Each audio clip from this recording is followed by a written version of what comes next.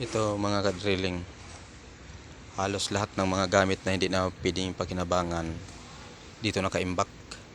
Oh, sobrang dami. Oh,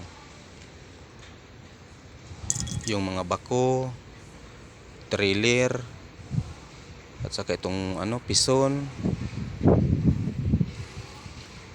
Ang dami yung mga nakatambak. Manlip, bulldozer, lahat ng mga heavy equipment na mga sira nandito na lahat. Ang dami. Itong drilling machine na to,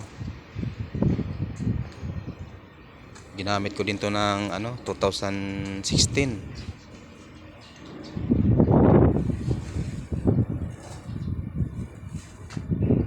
Yun, T-Rex na yun sa may bandang dulo.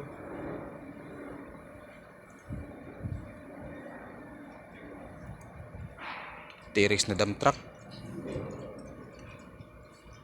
Aywan ko kung bakit ayaw pang ibenta to ng may-ari.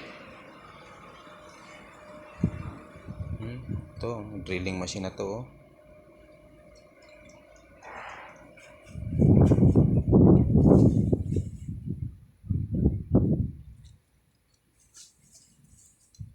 Sige mga ka-drilling, hanggang dito lang muna ang akin pag-vlog.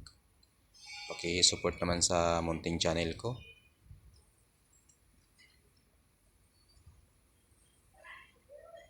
Soil Testing Drilling TV, my channel. Maraming salamat sa inyo lahat.